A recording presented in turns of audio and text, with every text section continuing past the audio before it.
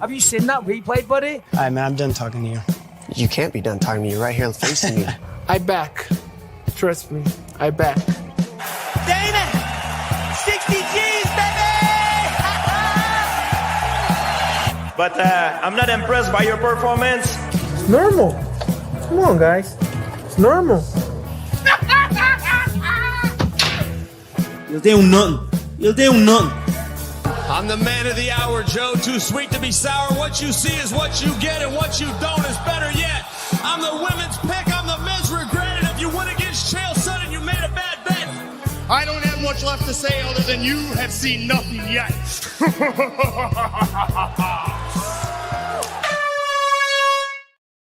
What's happening, Fight Week Show fans, Fight Week Show people? Then we are back with another episode of Don't Stop Shakedown. And joining me tonight, we got a panel of people right here.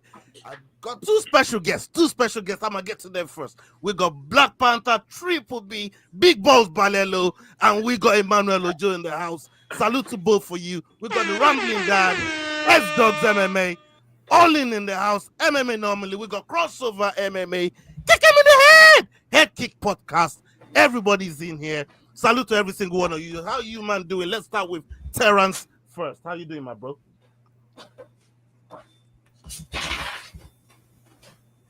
Oh, you're muted, brother. You're muted.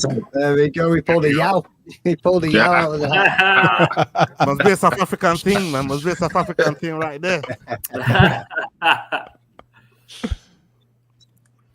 Yeah, you good, Terrence? How you doing, man? You good? Talk to the people, man. People want to know how you doing. I'm doing blessed, guys. I'm doing blessed. Like I said, I'm busy cooking the side and getting ready for my next fight and just being happy with the team. And yeah, let's go. I'm good spirits. Yeah, man. That's what's up. Emmanuel, how you doing, champ? Everything blessed? Yeah, very good, thank you. Just over a week from my last fight, and yeah, got another one in I think 5 weeks. Okay. End of April 26th. So about 4 or 5 weeks away. Yeah, man. So yeah, just getting ready for that. All right, good luck with that.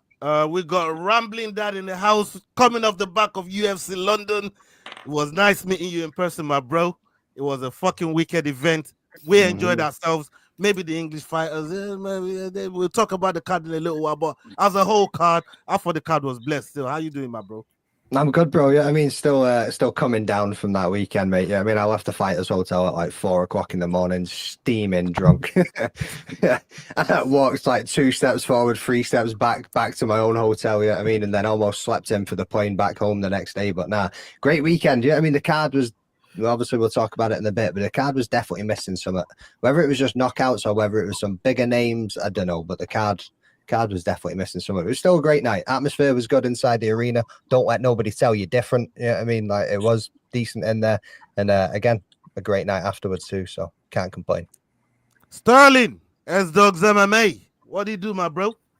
Bro, good to be back on the show with the boys, man. Always good to see the homies. Super jealous of the boys out there meeting up with each other. It looks like y'all had the best time ever, bro. We talked about it Monday, bro. Y'all ran into just legends after legend, bro. Like, it was insane watching that, dude. Yo, it was fun, man. It was fun. Cross, what you say, my brother? Yo, what's up? Hey, first off, the guys that went to the London card, you guys did it right. All the pictures had all the content. Job well done, and we love seeing every minute of it. Yep. Yo, big up, man. Big up. And Olin, finally to you. Yeah, I gotta come to you last, but we'll come to you, Olin. We'll come to you, Olin. Man, how you doing, man? How's your week been? Oh, man, it's always a beautiful day for me. As long as I wake up above ground, it's another beautiful day in paradise, brother. And if I get to spend some time with the boys talking about mixed martial arts, how am I going to complain? I love seeing all the pictures of you guys at UFC London, having a great time. I was feeling the FOMO in full effect, bro. I really felt like we missed out. Next time, give us a little bit more of a heads up, and I'll see what we can do to make the trip out there that way. But either way, I'm glad to see that you guys had a blast. And look, I mean, I'm sad that we didn't get to see the real main event, you versus McDane. All right. I mean, they're not gonna pay me John Jones money to see that shit. You know? It's a 50 mil minimum for that fight, folks. He won 6 months. He won 6 months to train, boys. Yeah, I mean, that shit, man. You get me? Hey, Hey, Ola's fighting up a weight class, dog. Brother, Ola, I don't know if you know this or not, but Ola's the king of open weight. He doesn't even play by weight classes. Brother's against anybody. Catch weight, open weight, yo. I don't. Them hands are rated E for everyone, bro. Yeah, if the bag is right, I'm fighting for it, my boy. You get me? I'm a prize fighter, man. It might be a white belt. Might be a white belt in jiu-jitsu. He's a black belt with them hands. Don't you worry about it, boys. Go, let's go. Come on. As long as the bag is right. Hey, Keith, you come in there. How you doing, brother? I'm doing amazing. Shout out to everyone on the panel. Black Panther, it's been a while. Good to see you, Manuel. Welcome to the show. Look, I'm doing amazing. I'm just looking to getting into it and chopping it up and talking MMA. So let's get it. Let's go. Okay. Before my neighbors complain. Not again. Big up everybody that's locked in the chat with us. Salute to you. Big up every single one of you. Please make sure you're following all these gentlemen on their separate platforms. We'll call it every week. S-Dogs MMA Crossover, The Fight Week Show, The Rambling Dad, MMA Normally, S-Dogs MMA, you know what I mean? Go follow the Black Panther. Go check out his socials. Get educated on what he's been getting up to, and you will see that if you've not been following him before, you'll be missing out. You know what I'm trying to say? Good guy to follow on his socials. And again as well, Emmanuel that's been on our platform so many times now. Make sure you're following his platform too. Okay, we just had UFC London this past weekend. Like we said, we're going to get into some of the fights that was on there. And McDane, I'm going to come to you first because obviously you was present in the arena. Mm-hmm. Like, which bout surprised you the most? And I know you're going to talk about your dog of the week, but your dog of the week can't surprise you. And you will get full congratulations on that because I see what you did on Silk Pajamas, man. You bet the house on that motherfucker. And it came in, you definitely cashed in on that. Congrats. But which bout would you say surprised you out of that whole card? If you was going to probably that Guram Kutoadze, man. The fight to kick off the night. Like, wow. I mean, like, Guram, I mean, bro's got Ilya Tapori and Hamzat Chimaev in his corner and just got shut out. Like, bro couldn't do anything. The kicks were absolutely phenomenal. So yeah, like I really didn't expect that fight to go that way. That's the one that shocked me the most. I think that one was a mad coupon buster. That one shocked everyone. Everyone on my fucking socials were moaning how that fucked up their parlay. Like, that was supposed to be a sure one, but I was, bro, where I was sat all the way up there. I told you after the fight, my missus told me, we could hear the fucking kicks. It was crazy, bro.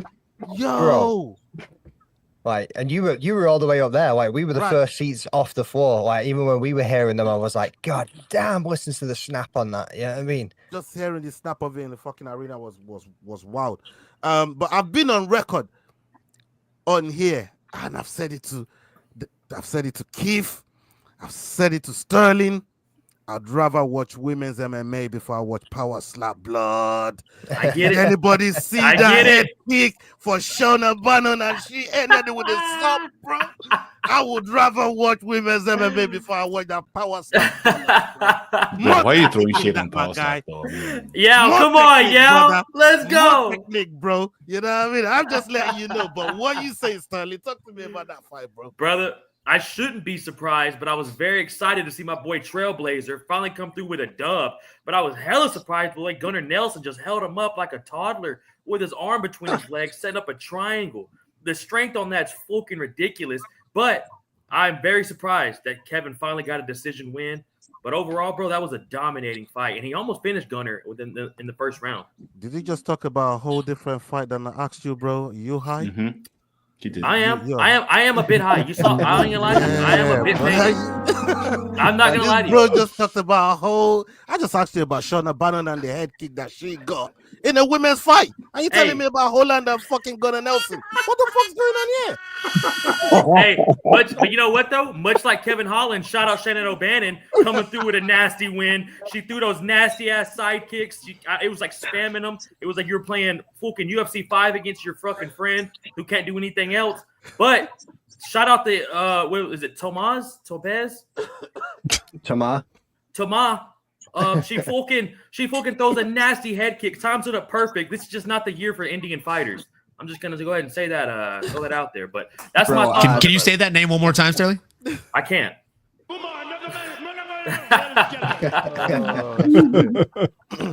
Yeah, I Olin, bounced out of my seat. let me come to you, Olin, man. Like when you look at the card, and again some of the fights that was on there, which one didn't think he was gonna pull it out of the bag and did, and which one was your I told you so? Because I remember messaging you from the arena directly. Like, I don't like to say this, Olin, but you was fucking right. Talk to the people. You know, man, I try to be the bigger guy here. I try not to do the "I told you so" moment, but if you're gonna give it to me, I mean, I appreciate it, dude.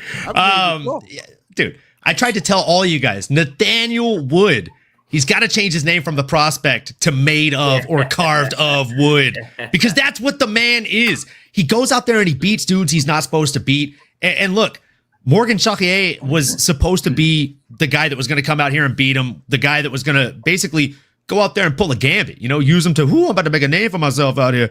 But that's just simply not what happened out there on Saturday, right? Instead, Nathaniel Wood had another thing for him, right? He came out here, landed 89 over the 69 strikes that the opposition came out to land, and stuffed 2 out of 3 takedowns. I mean, with all due respect, he made it look pretty easy as far as a game planning perspective. Kudos to him and his coaching staff. I think they all deserve firm pats on the back because they came out there with the exact correct game plan. They fought a very smart fight.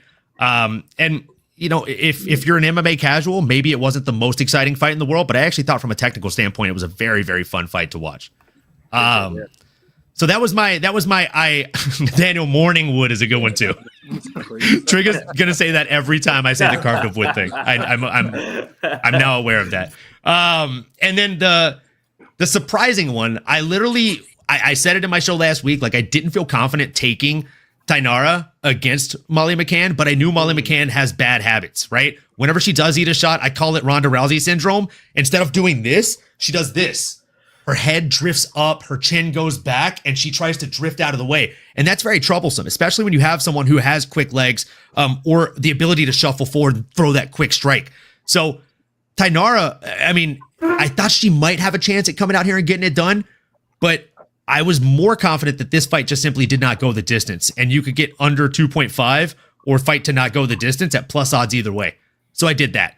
But man, the fact that she came out there and danced, again, like my significant other saw her dancing on the TV and was like, bet on that chick, bet the house on that chick. She's about to smash. Anybody who's dancing like that and about to go into a fist fight has like too much confidence. I told back then at the end of the when we he was into it, bro. He was not digging it. Like I was worried for her, bro. I was too. I literally was like, I love where your head's at, babe, but I feel like she's gassing herself. Exactly. That's a lot of energy, dog. Bro, I was worried. If I danced like that for the freaking like what felt like 8 minutes it took her to walk to the octagon, I'm in the octagon waiting on my opponent like. Bro, she used more energy dancing than she did in the fight. Bro, crazy. I'm telling you, her walkout lasted longer than the fight did. I'm convinced. I mean, another bout that I'd rather watch than power slap. Another finish in the fight. I'm trying to give you a layup on that one, baby. Come on, Gal. Come on, yeah. Hey, we stand 10 toes on this, brother. Never fold. Before I come to Emmanuel and Black Panther, I wanted to get your take on one bout that that you look on the card there and say, you know what, yeah, I fuck with what you seen here, man. Like, which one? For me, it was the main event, man. Like Sean Brady came out there, and it was literally one-way traffic against a former champion in Leon Rocky Edwards in his backyard. Took the fight on somewhat of a shorter notice after JDM wasn't in the fight anymore. But man, like complete domination and get the finish as well. I mean, he definitely opened a lot of eyes, and honestly, he jumped to the top of the line for the next title shot. You know what really did me did my head in on that fight, right? This very fight you're talking about. Again, the walkout, right? Leon Edwards coming out to Dexter Dapp's blood. How you come out to Dexter Dapp's, yeah? Emmanuel knows exactly what I'm talking about. But if you know that tune and the lyrics, long time with a killer man, and listen, when you roll out to that tune, you better be coming out to kill somebody, bro. You can't walk out to that field and perform like I lie, Emmanuel. Like, yo, bro, speak to this, man. You can't walk out to that and try and shoot a double leg from 48 feet away from your opponent. I'm so sorry for you. After getting mauled for the entire round before.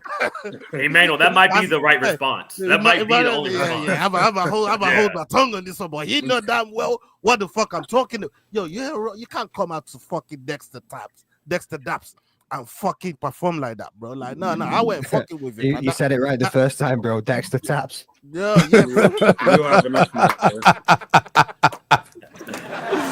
Oh my days. Yo, no, it was fucked up. It was fucked up. But Emmanuel, coming to you and staying there with you, what bout was you looking on that card and you felt good about? And the flyweight bout, actually. The Lonnie Cameron. Yeah. And the Brazilian dude, I enjoyed that fight more than Liam. the rest, to be honest. Yeah, the man. Nathaniel Wood fight was a good shout as well. That was a good fight. Yeah, those are the two fights that stood out for me. Yeah, man. What about you, Black Panther? You said you watched the main card. Which one stood out for you? Which one caught your attention? The main event, actually, because I had Leon winning that fight in spectacular fashion, and I was like, oh snap. You had Leon winning before the fight started. Yeah. Before the fight, I was rooting for Leon. Right. Yeah. And all of a sudden, Sean Brady goes out and does his thing and mauls Leon, and I was like, yo, this is crazy. And I'm happy I didn't bet in that fight as well, because I would have lost some money. I would have lost a lot of money on that one. But that one stood up for me. No, I got up and went for a piss at the end of the third round. I was like, quick, I'm just going to bounce out now. Far too many pints. Bounced out to the toilet. By the time I was walking back in, everybody was leaving the arena. Bro, people were leaving around too, bro, because they knew what was coming. I was like, what's happening? What's happening? Some guy was like, nothing good coming. Anyway.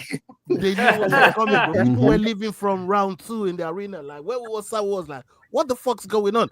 I said to my missus, you know when your team's losing like 3-4-0 at half time? And everybody gets and the fans know exactly what's coming, bro. Like, it's all damage limitation from here. Everybody's leaving. It was fucking crazy.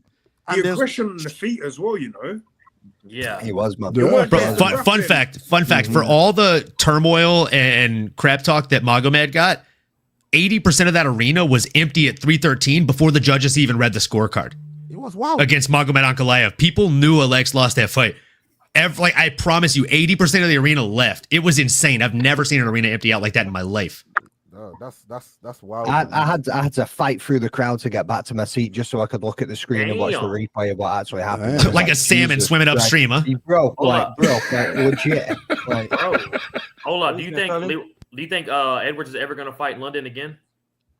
I don't think the UFC are coming back to London this year. Like. I said they're coming out of the arena. I said, look, fighting in the UK is a bad omen for you, bro. Like, you stop doing that. You need to get up and go across the pond, go somewhere else and fight, because you're not winning at home. So I don't know whether it's we said, oh, it was a fucking time that they put the event on the last time, so it's a normal time this time, and we got even a worse performance than we did the last time. They should do it with the Manchester thing, though. Fighting at 5 a.m. is crazy. Yeah, crazy. That's what I'm saying. Like, we blamed that the last time. We blamed that the last. I mean, that's definitely messed up. That last fight, the timing on that, like, yeah. They weren't doing you guys across the pond any favors. No, not at all. But look at what Tom. Look on the same card. Look at what Tom did on that night. Tom did. That's really the point that I've made to so many friends, McDane. Is look at the other UK fighters that slaughtered on that same fight card. Yeah, you can't use it as an excuse. I think him coming in. I think Bobby Green. Bobby Green, Patty. I think him coming into the fight with an injury. I think he said he had back injury. Coming into the fight. Yeah, I think that's more. He had a back injury, all right. That's more of a legitimate. Come on now. That's more of a legitimate excuse than the time.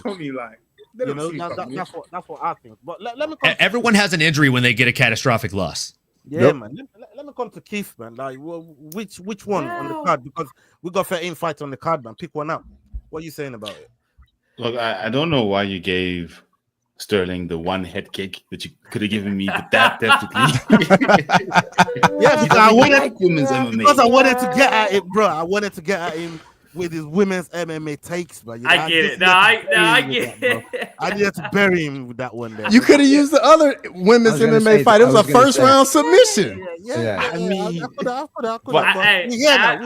I get it. Yeah, now look, there's plenty of fights there. Grab another one. Yeah. But with that, there was another head kick, but it obviously just never dropped them. Yeah, I mean, because I screamed out as soon as he landed the head kick.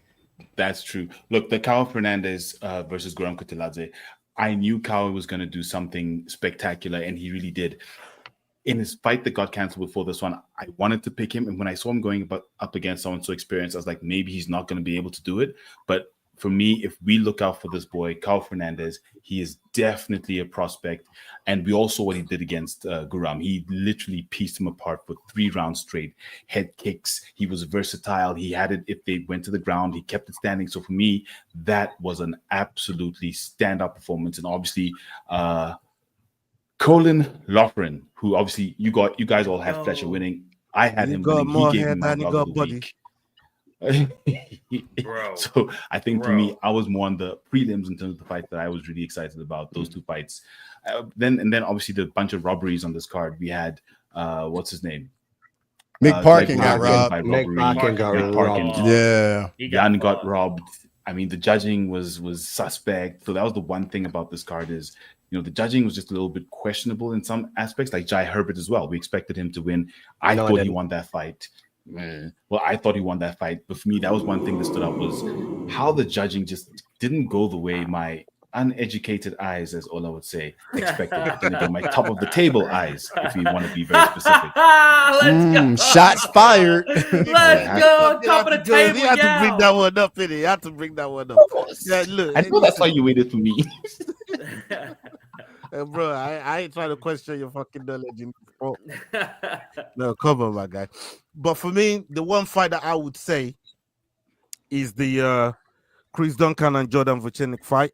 That one was the one that I messaged you all in and said you was absolutely spot on, because when you talked about what Chris Duncan was, where he was training as opposed to where Jordan's training, and the amount of fighters that he had available to him, because I did watch the preview show that you did with McDane and Cross, that, you know, the Friday. Obviously, I was on the road heading out to the arena, and you mentioned that on the show that the amount of fighters that Chris Duncan's he's got available to him to really learn from and grow from is going to be much more exponential than what Jordan Vucenic is actually exposed to.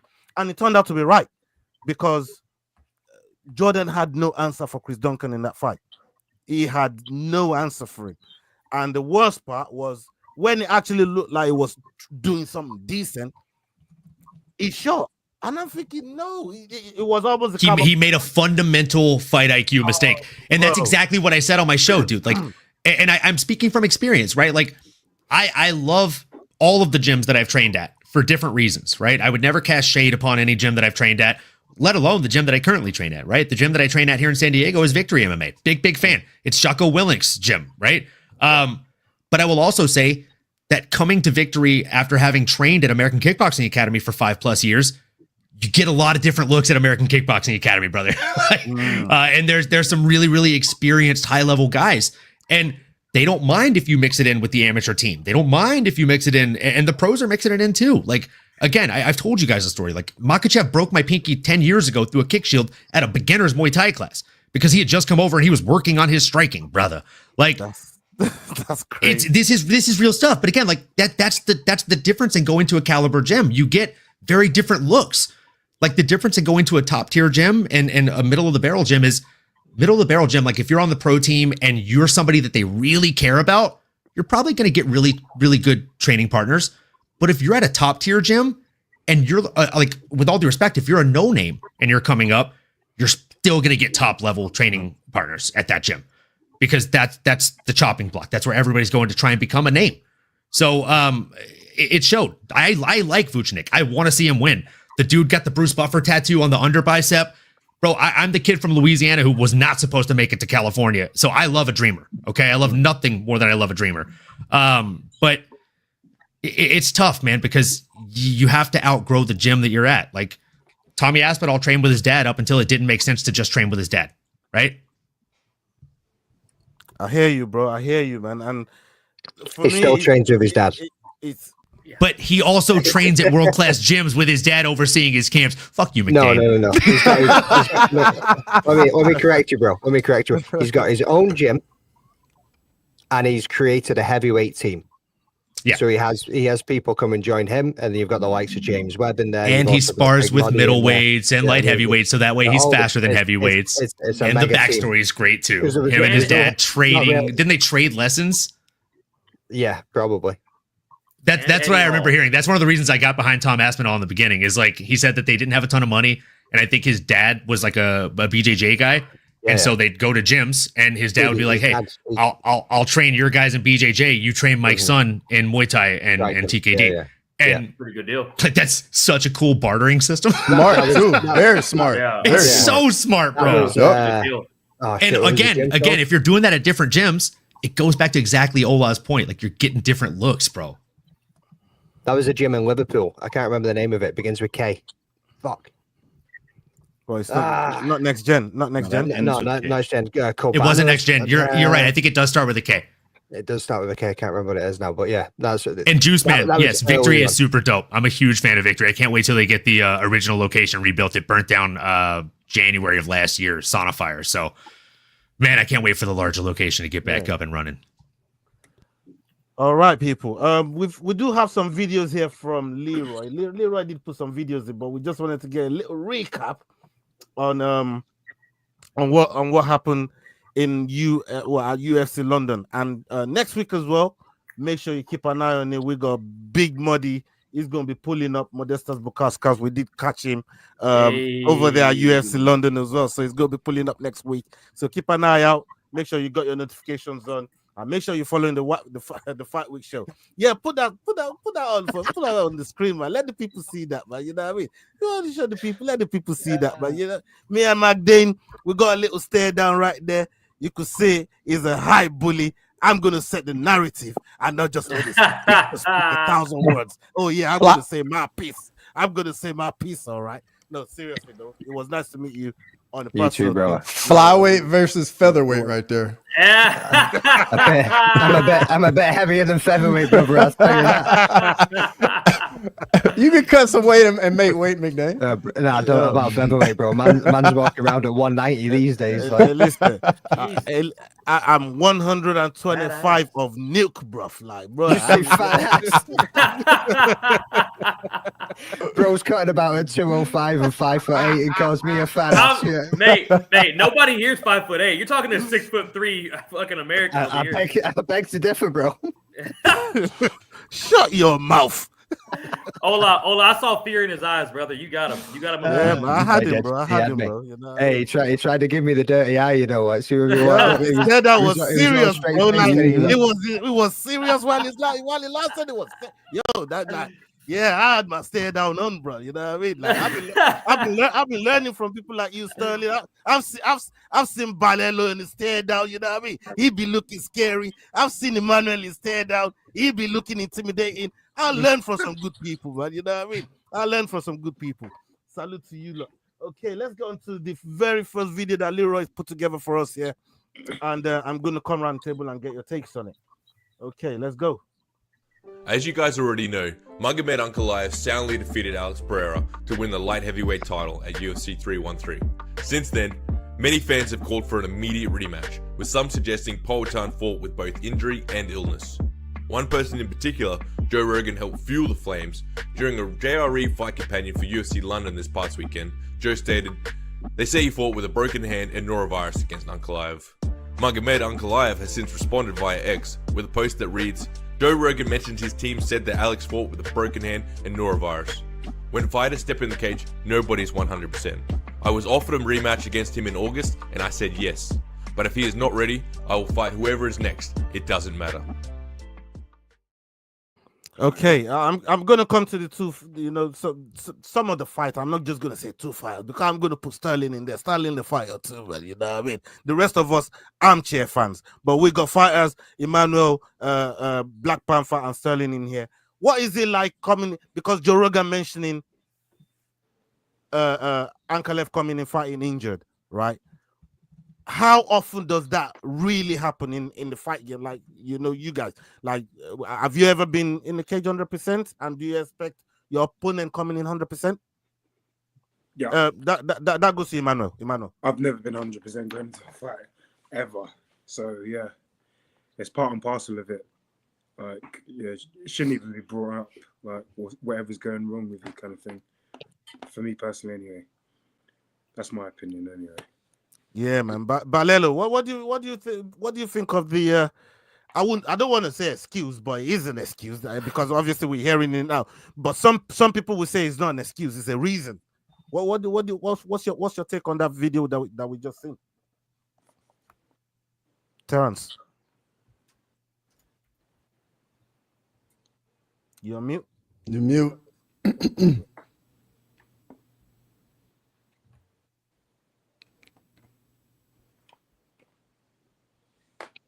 Yeah, you're good. You're good now. Can you guys hear me? Yeah, we got you now. We got you now. Yeah, the network is just a bit bad my side. Sorry, guys. No, you're all right. It's windy up here in the mountains. So I did ask you what do you think about fighters coming to the fights injured or fighting with injury, as they just said, or is it more of an excuse or is it more of a reason when you hear it after the fight? Yeah, it could be an excuse. It could be just facts, because most of my fights are going injured. Like the last one I had, I went into that fight with both my knees messed up, even though my knees are messed up overall, and my back as well. So sometimes it just happens. I believe most of the fighters don't go in at 100%. And yeah. Sterling, I'll come to you with this injury talk that they're bringing on Pereira now, because we've seen Pereira compete at, different weight classes. At 185, coming in there, for me, especially when Easy got him, he looked like he struggled with the weight cut. And we were hearing from his camp, especially his coach was saying, I don't think he's going to be able to make 185 after the fight there with Easy. Obviously, he's gone up to 205 and he's done well there. But surely, even when he's done well, he's made it look really, really good. Why now that he lost, we're hearing about this injury? Bro, I like Emmanuel said earlier, I don't think you should ever really speak on it, because like at the end of the day, people are going to look at it as either excuses, and then if you get the job done and you still mention it, I guess you get a little bit more credit, but nobody really looks too deep into it, bro. And like these two boys said, you never come in there healthy, dog. Even if it's not from an injury, that weight cut just sucks too. That weight cut itself will just take the energy out of you. I've seen what it does to you, bro. I've seen what it does to you. I'm not gonna lie to you, motherfucker. I was about to say, and I'm just an amateur with it, so I couldn't imagine how these boys are. You know what I'm saying? I'm trying to get to these boys' levels. So even only having 4 of these fights, bro, like I've never walked in there feeling great. I've heard Balelo tell us that he's not to fucking take shits just to make it fucking weight. You know what I mean? Like, yeah, he's not to hit the toilet and empty some fucking, you know what I mean? Get some dumps in the toilet, but just to make that weight, but like that should be crazy. But Cross, talk to me about what you just saw there on that video clip there about your boy Pereira, because we know you ride for Pereira, but we also know, you ride with the Dagestanis as well, but what do you make of that whole clip he does right there? Bro, honestly, any athlete at any sport, when you're at the top of the level, like you have to go so hard and push yourself so hard to get to the top of the top. And unfortunately, there's bumps on that road. It's not a smooth road. Everybody's gonna get nicked up. Everybody's gonna have injuries. It's a part of the game. Like if you decide to get in there, it all doesn't matter once the gate they close the door behind you, because at the end of the day, it's not gonna matter. It's all about who got the better of who on that day. You know what I mean? So I just think it's one of those just like somebody in the chat said, Alex didn't actually say it, so I'm not going to look at Alex about it, but it's just a part of the game, you know. Mm-hmm. Yeah, for real. You guys got anything on that? Or should we move to the next topic and I'll come to you? I will address real quick. It looks like today on the Helwani show, Alex Pereira was on there with his coach and Plinio Cruz. And it looks, I mean, unless Plinio Cruz is a terrible translator and completely misconstrued the wording, Alex did actually say that stuff today on the Helwani show. He didn't speak about being sick, but he did speak about having a hand injury. And he said that this was the worst camp he's had, or sorry, the most difficult camp he's had in his entire career. But he also did say that I didn't want to use that as a crutch. I didn't want to use that as an excuse. But, you know, 2-3 weeks after the fight, you're saying it ad nauseum. It's coming off as a bit of an excuse, right? And if I'm being completely honest, I think Emmanuel said it best, right? Like, you said it yourself, my guy. You haven't gone into a fight in 100% perfect health. But I bet in your losses or your wins, you didn't do the first thing you could and grab the mic and say, well, you know, I had a broken back. It was a spinal injury. You know, that's why I lost the fight. You know, you weren't chomping at the bit to come in with excuses. So I don't know. I hate it when a fighter let's does give him that. a break though, because this dude is active as fuck, and he's he's always super training. active. Let's give him a break though. He is the most active champion I've ever seen, and when he's not fighting, boys, this dude's in fucking Australia, Tokyo, fighting the Big Bang. He has earned some cachet, like we think we all can admit that. I agree. You're just not gonna slide by and be talking about that's the most active champion you've ever seen. What the fuck? No. I'm not gonna sit here and let that slide, blood. You know what I mean? Like, that's all me. That's all me. There's a snake in the grass. Don't let me bring the bias in, man. We know way more active champions that's been around, man. You know what I mean? Look, we all know what we need to do, right? If we want to see Alex become a champ again, right? If we really want to see him become the superstar that we all think he is, Send him 2-3 years Dagestan and forget. what we got to do, folks. What we got to do. No, that's what's up. Just gonna call a spade a spade. Yeah, man. Keith, you got something on it? Look, I think everyone's pretty much said everything needs to be said, and I fully agree. You know, fighters come in with different issues. It could be mental, it could be emotional, it could be physical. But once you mention it after the fight, you know, whether you win or you won or you lost, it doesn't really hold much resonance with us, because the fact is everyone has something going on. Someone's wife could have left them, someone's leg could have broken 6 months before, but you all got in there to do the business on the night. And if you did the business, that's it. So I agree that we don't really take excuses, but with regards to Alex and Ank, I don't think Alex was making an excuse. He was just saying, look, it was tough and I lost that fight, but that's why I'm going for the rematch. He definitely wasn't making an excuse or even giving a reason. He was just saying it's something that happened, but that's why I need the rematch so that I can go in there and prove that I can actually do the business. And whatever it was that lost me that fight will be gone by then. So look, I fully take it from him in this one. Give us the rematch. Okay. We're gonna go to this next clip that Leroy's put together. Shout out to Leroy as well. He's got his voiceover back. He's got his voiceover back on these videos, man. You know what I mean? We've missed it a bit. We want more though, Leroy. We want more. You get me? We need more than 3 topics, man. But goddamn, you did a good job on this one. Let's listen to the next video. We're gonna come to the rambling dad on this one first. Then we'll go to Keith and then go around the round table. Can go around the round table. Let's go. As most of you already know, back in 2022, Cain went on a high-speed chase, pursuing a car containing the man accused of molesting the fighter's son, firing several rounds into the vehicle. Velasquez has recently been ordered to serve 5 years for his actions. It's stated that the DA were initially seeking a sentence of 30 years. With credit for time already served, Velasquez will serve the remainder of his sentence, roughly 2 years, behind bars. Naturally, given the circumstances around this, many from the MMA community have expressed their feelings on this verdict. Cain was initially denied bail, but was eventually granted months after letters were sent to the judge from the likes of Dana White, Khabib Nurmagomedov, Islam Makhachev, Daniel Cormier, Rey Mysterio, and many more. McDane, rambling dad.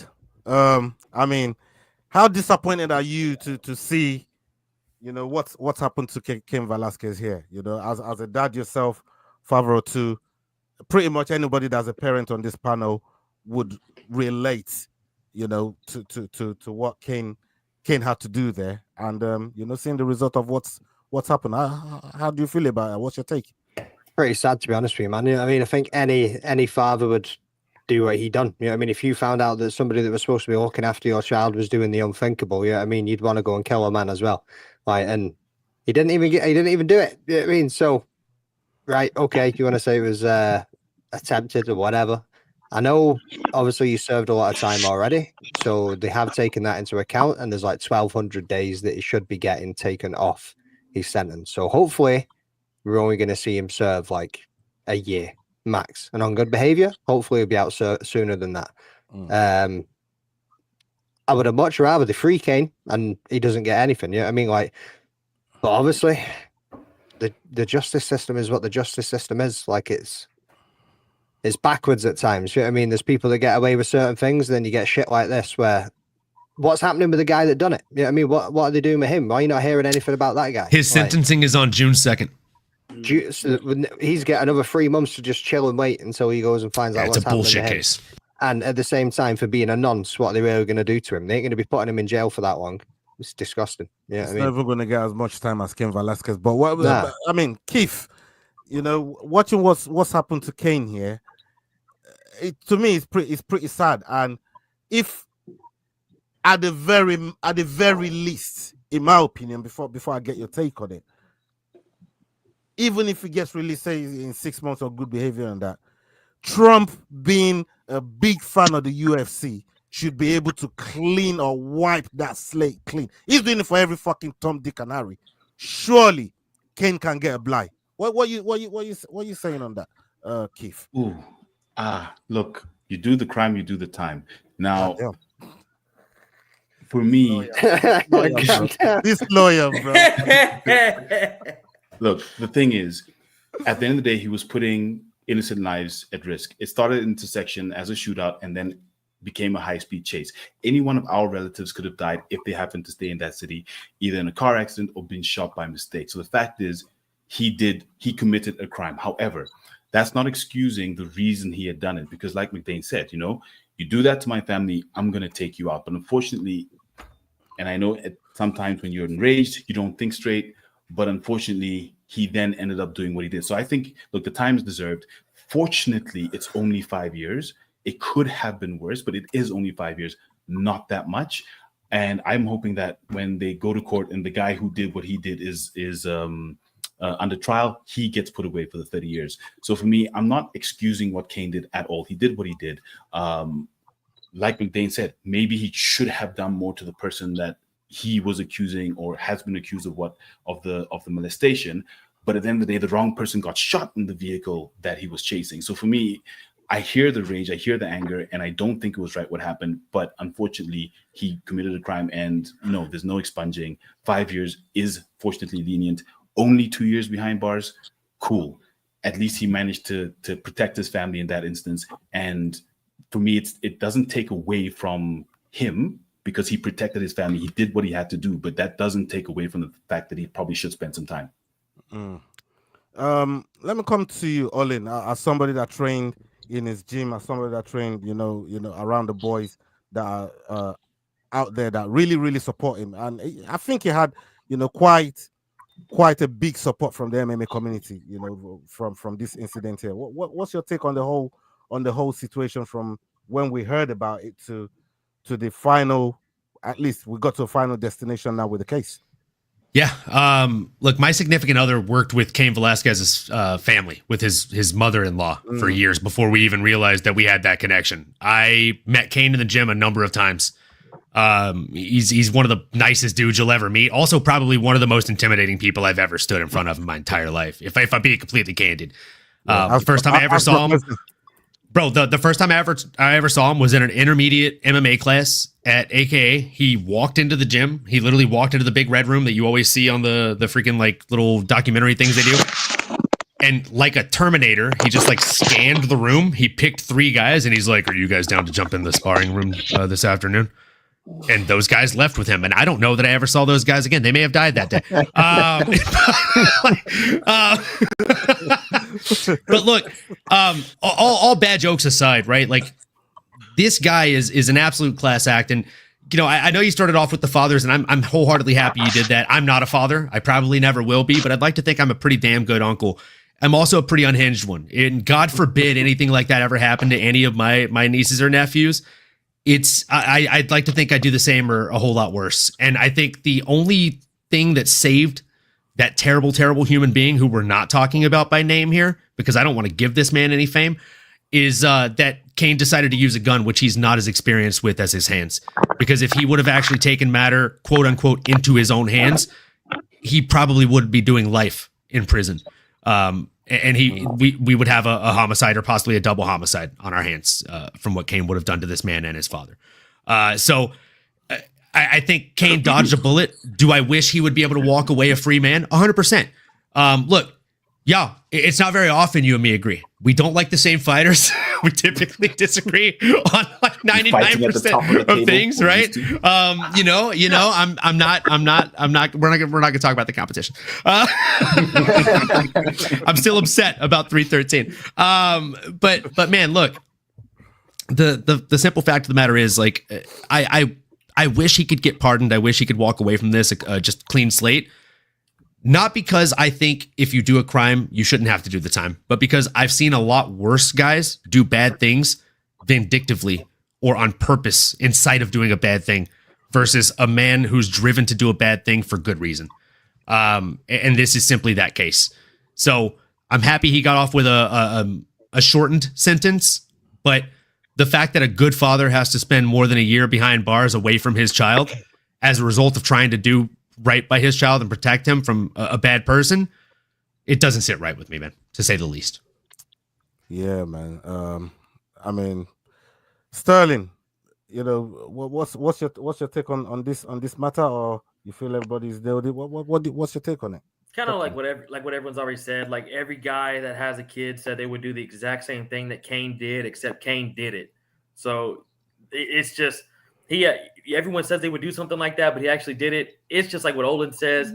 What do y'all think would have happened if he didn't shoot him, but like he found the guy somewhere and beat the fuck out of him in death with elbows?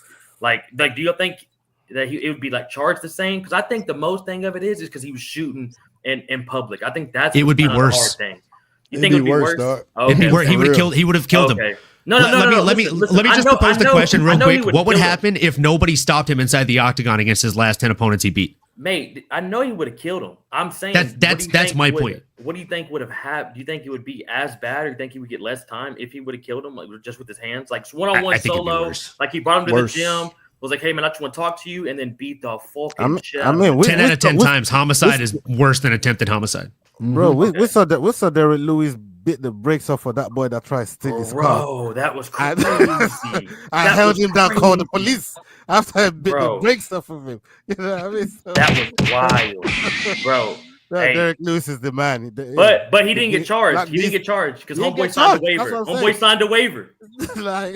Shout out Main Street Boxing. Shout out Crew Bob, baby. You know that's what we do.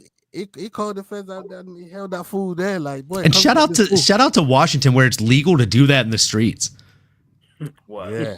You can legally agree to mutual combat in the streets of Seattle, Washington. Washington? Well, you can't do that. That's why that's the only city in America where there have been multiple superheroes, because they'll walk up to like a drug dude or like a bad person and be like, "I challenge you to a fight," and that dude's gonna be like, "All right, let's go," and then they just get leg kicked. There's no way that's real. There's no Bro, way. look up Phoenix Jones. This is America. Look up Phoenix Jones. He fought for Bellator. Absolutely. He fought for Bellator. So did his brother. For real? Yes. Oh my God. I can't believe that happened. That's another video for another day, Ola. Oh my God. No way. I think Cross's response says it all. This is America. That's America. Facts. Fucking Americans. Hey, there's still knife fights out here. AI overview. In Washington state, while there's no explicit law allowing mutual combat, it's generally understood that two consenting adults can fight without facing criminal charges, as long as it doesn't create a substantial risk or injury to property, damages, or to uninvolved parties. Phoenix Jones walks up to drug dealers with a superhero costume on and challenges them to a fight. I've watched the dude get stabbed and then leg kick people, and the stab doesn't kill him because he's wearing a superhero outfit that's made of Kevlar. It's Batman. And he fought for Bellator while doing this. If you don't know the story, you're welcome. Go grab a bottle of bourbon and have a fun night watching this, folks. Yeah, I'm definitely going to be checking it out when I fucking get off. That needs to be a new Trump policy. I'm checking it out when I get out of here, man. Jesus. Don't do that to my significant other, bro. Don't do that. That's just free sparring, Emmanuel. Hey. Because now I'm going to see something bad and I'm going to be like, hey, you shouldn't do that. We should fight. That's a free sparring? That's free, man. Never said that's a free sparring, bro. Come on, brother. That's free technical work. You're getting you're working on that defense, my boy, working on that clinch. That's wild. That is fucking wild. In 2012, a fight between MMA fighter Ben Fodder Fodder, whatever you want to call him. And Ben Fodder is Phoenix Jones. Yeah, and another individual went viral, and the Seattle Police Department defended their officers for not intervening as the fight didn't injure a third party or damage property. And there were 3 police officers watching, and one of them started recording it. Yes, correct. Similarly, the fights involving Gabriel Aubrey and Oliver Martinez and Zac Efron did not result in arrest because they were involved in an incident such as... Zac Efron's got hands. So does Shia LaBeouf. Shia LaBeouf knocked out Tom Hardy on the set of a movie they filmed together because Tom Hardy tried to talk shit, and Shia's about that life. Yeah, you know what? I used to remember when people used to fucking take the piss out of Shia LaBeouf, and I heard they got hands. Like, don't try that, boy. You know Tom Hardy got asked about it in an interview, and he agreed. He said, "Yeah, I had." He's like, "Yeah, I had words with him, and I remember him swinging, and I woke up a bit later." Where was his jiu-jitsu? What's wrong with him? How is he getting pieced up by Shia LaBeouf? Well, with all due respect, I don't care how much jiu-jitsu you do. If I hit you with a right hook before you shoot a double leg, it's not a fun day. It's not a fun day, especially if you don't see it coming, right? And actors, they're not expecting one of those coming. Nah, that's crazy. Getting beat up by the Transformer dude is crazy, man. King counters. I mean, imagine getting beaten up by flipping Daniel Radcliffe. Imagine that. Have you seen what he's shaped like right now, though? I mean, at least he's in killer shape these days. Who's that? Daniel Radcliffe. I will smoke Daniel Radcliffe. I'm not saying you should, but you're a trained fighter, bro. What are you talking about? You're a professional. I mean, these guys got fucking access. These guys got money and they got access to fucking top level trainers. Dude, people might not even know behind the scenes. Emmanuel, with all due respect, you getting smoked by Harry Potter is like way worse than me getting smoked by Harry Potter. You get me? Because I'm a dude that does a podcast. You're a dude that fights. Especially if he shouts out like Expecto Patronum. Are you kidding me? No one in this panel should get smoked. I don't think I'd get smoked by Daniel. But I'm just saying. Who's that? Bro, Expecto Patronum. Oh, you're stupid. Who's that? Harry Potter catches strays. I said, especially if he shouts out Expecto Patronum as he fucking clocks you into a big fight. That's an automatic DQ. Bro, I'd shout out Expecto Patronum, and fucking Emmanuel would be my Patronus spell. He'd be the one that protects me from Daniel Radcliffe. That's hilarious. Listen, let's get to the last clip, man. Let's get to the last clip. And big up everybody that's been locked in with us. Salute to every single one of you. Big up to you, man. Make sure you're following everybody on the panel, like we said earlier on. You can see the names right across the screen over there. So we're going to jump into this video and then go around the round table. And then obviously I want to come to Black Panther and Emmanuel on what they're doing next and what's coming next for them with their fights. Okay, let's do this last video. Let's go. Jeff Molina has received his punishment for his involvement in a 2022 betting scandal, in which he wagered on a bout involving an injured teammate at UFC Vegas 64. The Nevada State Athletic Commission has ruled Jeff Molina was aware of his teammate's injury, failed to disclose the injury, and placed a wager on the outcome of the bout. Molina has been suspended from competition for 3 years, retroactive to the event, meaning he can compete again in November this year. Jeff Molina has since responded to criticisms calling for a lifetime ban. Molina posted to X, "My words were twisted here. I wagered on the entire card. It's how I made extra money on the side when I wasn't fighting, and all I do is watch fights. I had wagered on both sides of the fight, and my significant bet was less than $500. He continued with, What I completely disagree with is saying I deserve a lifetime ban for my $350 wagers I had on the entire card. I made a mistake by continuing to wager, no doubt, and a 3-year suspension is beyond suffice, but acting like 23-year-old me was this fight-fixing mastermind making millions of dollars is comical. The fact is, a fighter fought injured, which happens literally all the time, and obviously word got out. Yeah, I'm gonna come to Cross first on this one. Cross, I mean Jeff Molina, man. If you've been hanging around James Krause, like it's kind of like I don't know. Stanley's laughing right there, but it don't look good for him, does it? You know what I mean? Talk to me. No, not at all. And then on top of it, outside of Jeff Molina, like I'm curious when we're ever gonna find out what's gonna happen with James Krause. Secondly. But Jeff Molina, I mean, hey, he should feel fortunate that he's going to be able to fight in November of this year. But and if that's all the money he put on it, I mean, I get it. But I definitely think it's wrong to bet against a teammate that you know is injured. Like that's some bullshit. That sounds like something Sterling would have gladly done. Talk to me, Sterling. Bro, you talking about that? Hey, don't talk about hey, do not. Hey, don't put me in that. Don't fucking put me in that, mate. Do not put me in that. Trigger D with that comment. That's how you laughed after fucking Cross mentioned it, man. Well, I was looking at I saw the comment right as he said that, and I was like, oh. Okay. I just thought, DB in the main letter in that one. After Cross mentioned it, like, no, that's some bullshit, boy. I must say, I'm like, okay, bro. Is this something you indulging, like, bro? Brother, don't put me. No. Talk to us about the whole Molina case, though. Like, you know what I mean? Betting on the injured fighter. It is kind of crazy, like that whole situation that came up, especially with James Krause and like Krause, like what Cross said. Like, I don't even know what really happened to that guy. Like, it was a big thing for like 2 to 3 straight months, and then we haven't heard shit. Remember Dana talking about federal fucking prison? He gave us that speech.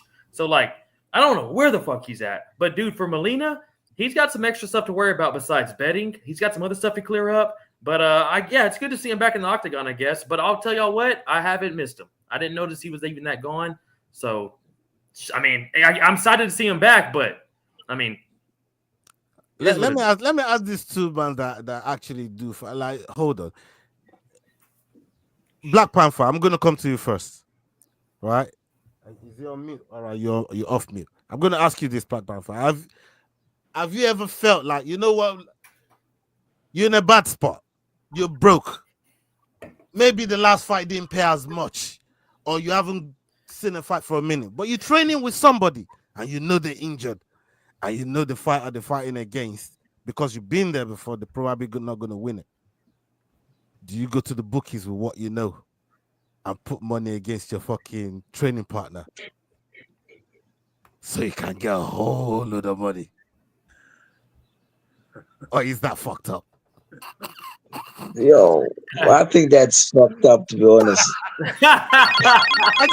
I just want to lay it down properly, but so you get the clarity on what we're talking about. Okay, you say it's fucked up. Talk to us.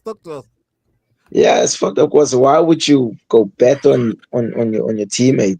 It's a bit selfish, you know. You're supposed to be there for your teammate. It's supposed to be like your brother, your family, because you put in the blood, sweat, and tears in the gym every single time. And yeah, that's not me. You know, whoever did that or whoever is willing to do that, that's on them. Yeah, it's a fucked up behavior, man. I mean, hey, Emmanuel, I see you being squeamish over there, bro. When I lit you was being squeamish over there when I was laying that question, bro. Yeah. I know it's a bit rancid still, you know what I mean? But even if your teammate is shit, betting on them is crazy. That's mad. That's a what if you split in the winnings with them? I'm just trying to see the other side of this. Bro, what? Why if you split the Look, I'm really sorry that you suck dick at your job. I bet against you. Let me buy you steak. I'll also buy you a shot. That doesn't make up for you being a dick. I'm sorry. With all due respect. Like you still suck. I'd rather tell my Yeah, go out there, take a dive. We'll just split the winnings. Come on. Do you know what? I'd rather trip them up on fight week and injure them. Oh, sorry, bro, man. Oh, Yeah. your legs will bust up, all that stuff. Then bet on them and watch them lose and be like, my winnings. Oh, it's okay. It's okay, dog. What? Nah, that's crazy. I couldn't even imagine it. Nah, that's Trigger D, come on. With all due respect, it's not a team sport because you're not playing as a team, but it is a team sport because you don't get there without a strong team. We had this conversation. If you want to back up like 30 minutes, me and Ola had a pretty lengthy conversation about where you train, being everything about how you do. It does matter, man. Like, you know, it is a team sport because without your team, your training partners, like, come on, Trig D with the comments. Jeez, bro. The fighter you see in the octagon is just the final product of what the teams put together. That's how I look. You don't get the laugh track for that one, Trig. But hey, there you go. That's how I look at it, man. But does anyone else got anything on Jeff Molina? And I mean, Sterling said, you know, that's fucked up. McDane, you're a betting man, bro. Like, you love the book, his blood. Bro, give me an opportunity to make bank. Nah, I'm kidding. Nah, it's a fucked up thing to do, but on the same line as S Dogs over here. Not gonna lie, boys, I never even noticed he wasn't there. Anybody else? Like, come on. Honestly, didn't even notice. Didn't even notice for a quick minute. Well, I didn't. Not a thought acrossed my mind of where's Jeff Molina. Not once. Forgot all about him. Forgot all about this whole like even the thing he did for the team. Forgot all about that. And so now, yeah, bro. If they didn't put this in the news, nobody would care. No, nobody would care at all, brother. Yeah, for real. No, yeah, we didn't notice him gone from the sport, but I mean, people don't forget. He could have popped back up. He could have popped back up one night, and everyone was like, "Oh, it's Jeff Molina." No, later, crazy, bro. I'll be honest. He's one of those dudes that I was always excited to watch step into the octagon, but he's not someone that I like held my breath to watch sign a contract. If that makes sense. No, bro. Yeah, bro there's so many weights I'm worried about right now. No. On the bright side, at least he doesn't have to be in the closet anymore. Oh my God! shout out Eminem. Sometimes you gotta clean that closet out, brother. Yeah, that's what it is, man. You know what I mean? He'll be all right. He'll be all right. Hey, listen, I want to ask Black Panther, Emmanuel, but I'm going to come to Black Panther first. Terrence, you know what we had going on? Obviously, it's been a new year coming into EFC, and that was the last banner that you fought under. What did you make of the last card? Are you preparing for something? What do you have lined up? Is there anything on the horizon? Are you just staying sharp just in case something happens? The people want to know what's going on with Black Panther. When's the next time we're going to see you put hands on people, brother? Let's go. Oh, I wanted to get in there in April, actually, and unfortunately, you know, it's tough to match me up with some of the guys who's coming up now. So, but we'll see. I'm looking for international opponents. I pray that the EFC can get me one of those international boys, fly them over, and let's get the ball rolling. But other than that, I've been training. I've been putting in the work. I spent some time with the family also. Get to see my nephew grow up a little bit. And I see you be posting a lot about him, man. It's great to see, brother. It's great to see you. Yeah, man. You know, I love that dude. I love that guy. Such a sweetheart he is. And but other than that, I've just been cooking, like I said, putting in the work. And I'm looking forward to get back in there and just showcase my skill set and show everyone that your boy's still here, man. Your boy's heading to the UFC no matter what happens. And yeah. Are we gonna see you like compete what 2-3 times this year? What are you thinking for this year? What's your map? What did you map out for this year? What are you trying to get in? Sure, I would love to fight 8 times this year, but unfortunately it can't happen. It can't happen, you know. You know how it is, injuries and pullouts, all of that stuff happens. You never know, but other than that, I'm keen for anything, man. I'm keen for anything, and yeah. All right, people, you heard it from Black Panther. I don't know if any of the panels got something for Black Panther before we go to Emmanuel. Just you're looking good, bro. Can't wait to see you get back in there. Yeah, I mean, I'm sure they've got a middleweight there for you somewhere. Man's looking jacked. Yeah, I mean, like, definitely gonna have a middleweight in there somewhere for you, bro. But now, looking forward to the return of you, mate. Yeah, I mean, you've been missing that Black Panther, the big balls, Bolello spice in there. You know what I mean? I'm sure if there's a fight going in 10 hours notice, I'm sure you'll jump on it. For sure, with this new frame that fucking Black Panther's rocking, lifting up weights and shit, I need to see a new video of a gut check on this bald fraud here, this brother. motherfucker down here. This motherfucker over here. A new video of that gut You check. owe me one. You still owe me one. I do owe you one more. Yeah, man, we'd love to see that, man. Anybody else got something for Black Panther? Hey, right here. Go on then. Okay. I mean, my bad. I was gonna do what Dixon Sider said. I was gonna say Black Panther. Ever down for a power slap match, brother? Shit. Don't even answer that, bro. Don't even answer that. Sorry, ass dogs. On the real though. That's a no, dog. We're talking. I'd rather get punched in the face. We're talking to a world champion over here, man. This man. And that was Sterling, folks. You know what I mean?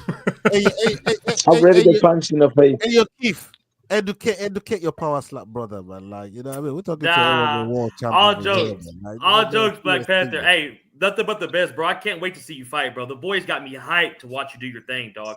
And like my boy McDane says, you'll probably take a fight on 10 hours notice again, son. Let's fucking go, baby boy. You're the fucking man. Let's go. Appreciate it, brother. Fingers crossed. I'm riding the same coattails, man. I just want to say I can't wait to see you in there again. I just posted 2 tweets tagging EFC and I told them you're ready to fight 8 times. If they can at least get you in there by April, we'll be good to go. Let's go. So I can't wait to see you in there the next time. And you got a new fan in me, my friend. It's all about getting them new fans, man. It's all about getting you them new fans, Balelo. You know what I mean? Cross it or Shout out something. Black Panther. Bro, respect. Respect coming on here, man. It's nice to meet you, chop it up with you, and of course you got another fan in me, and always gonna support you, brother. I appreciate it, my brother, man. Thank you so much. 100%. Shout out Black Panther. I just want to know, in terms of, you've been training obviously with Coach Hayden, Faiz Jacobs, he's got his fight coming up for the bantamweight title. How are you feeling about that fight? How are you feeling about your camp overall? Because I know the amazing work that you and Coach Hayden put in. And are there any upcoming fighters that you guys have coming from your stable? Yeah, for sure. Faiz is looking sharp, and I'm honored and happy to call him a brother. And I'm looking forward to him going out there and just put this guy to sleep. Faiz is on a different level, and I just feel like he's gonna be the champ till whenever he leaves to go to the UFC. And we do have some up and coming guys, amateurs coming up on the MMA scene. Some of them might compete at the SA Champs, which is going to be in KZN in June, I believe. So we're going to fly up to KZN in June and go out there and showcase that skill level for the youths. Yeah, I'm looking forward to that. Man, that's good, man. That's good. 100%. Shout out to Uma Edwards as well, man. Your young brother training partner as well, man. You know what I mean? I've been seeing him putting in the work, man. Shout out to Uma Edwards, man. I'll see you, bro. I see you coming up. You know what I mean? And we'll be having you on shows like this very, very soon, man. Keep working, brother. Keep up the good work. Let me come to Emmanuel. Emmanuel, we want to know what you got coming up. We want to know what's going on with you. We want to know, how your training is going, your preparation is going for the next thing that you got coming up. Tell the people and let the people know, what your plans is for the rest of the year as well. Fight April 26th. That's the next matchup for me, title defense. And then, assuming that goes well, I want to have 3-4 more after that. Yeah, okay. They probably won't all be at welterweight, but I just want to be really active this year. Yeah. So you're looking to mix it up with middleweight as well in those 4 fights. Yeah. Nice. It'll be fun to like not cut weight. Do you know what I mean? Like, Yeah, but I agree. I mean, I don't do it for living. You guys do, and saying it'll be fun to not cut weight. I can definitely, I co-sign that with you, man. You know what I mean? Because it makes you go into the fight with just that bit more endurance as well. Anybody got something for Emmanuel? Outside of the weight cutting there, obviously you want to go between 2 different weight classes, but outside of the weight cutting and not having to go through that, have you had any fights at middleweight already? Pardon me? Have you had any fights at middleweight already? Yeah, I had 6 in total, 4 and 2 at middleweight. All right, okay, sweet. So between middleweight and welterweight, what do you feel you're more comfortable at? What's your favorite out of the 2 of them, and what is the noticeable differences between each of those weight classes for yourself? Like whether it's the power or whether it's the speed or whatever it is. I wish you asked me this before my last fight, man. But yeah, like it's a bastard weight cut. I'll be honest, it's a bastard of a weight cut. I'm not gonna give you the numbers because but yeah. We spoke a little bit about that last time, bro. You said you had like a week to go and you were still sitting pretty heavy. Bro, it's a bastard weight cut. But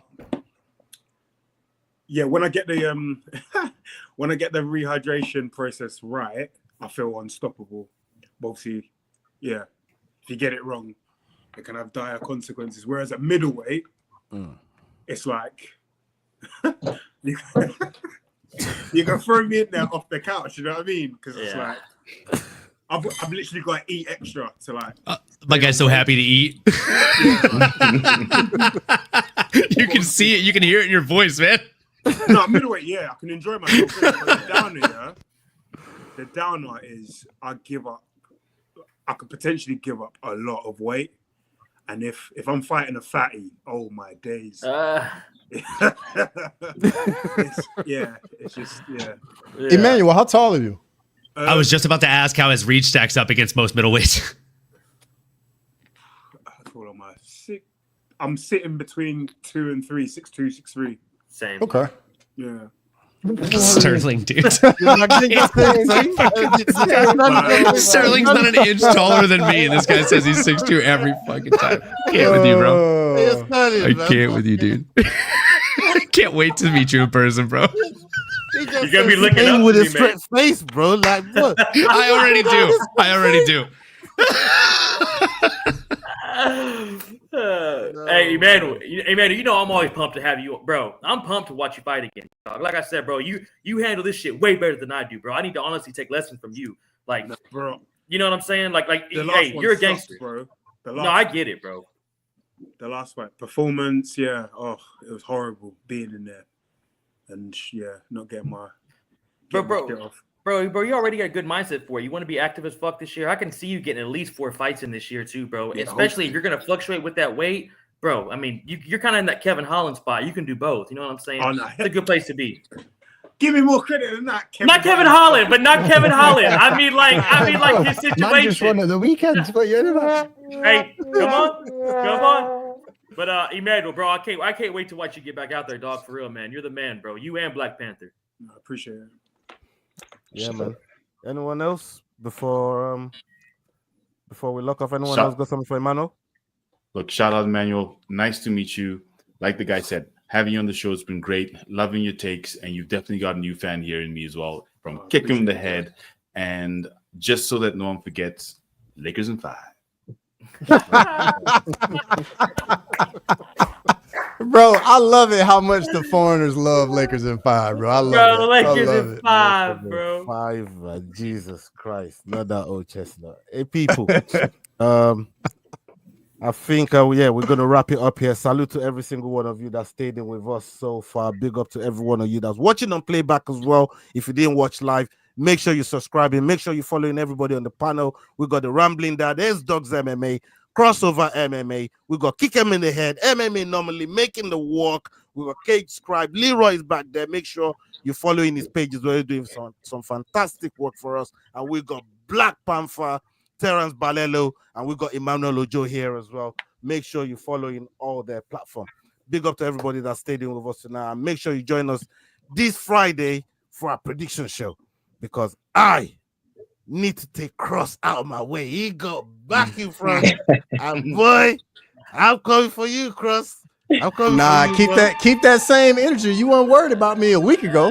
Keep that same energy you had last week, brother. I was worried about Osterberries, and I got him out of the way. Where's Osterberries? Where is it? Where is Nick Osterberries? He's out of the way. Now you're in my crosshairs, Cross. I'm coming after you, bro. So people, I'm so far down. You got me looking up at the top, looking for y'all. Like, Where are you? it's tough. So people, It's make tough sure you days. come link us up for the prediction show on Friday. It's cooking. The table is absolutely cooking right now. It's mental. McDane thought he had it. Then he got dropped back down. Colin's creeping back up there. Osterberries is back here. And we got Basement Jacks permanently in the basement. Yeah, I don't know if that boy ever goes to sunlight. It's crazy, man. Listen, I know Ola's going to try and cut it before I get my piece in, but don't forget South Africa is at the top. We are at the top. Parents. We are leading that competition. That's why he's not. Can we cut? Can we cut? Is this when we cut? I'm not giving you a fuck home, man. You know what I mean? Yow's out here like. I'd like to take this chance to apologize to absolutely nobody. The champ does what the he wants. That was fucking. That was perfect. That was perfect. Oh, you guys are fucking crazy, man. I'm ending the fucking stream, man. End the fucking stream, man. I'm out of here, man. Peace and love, people.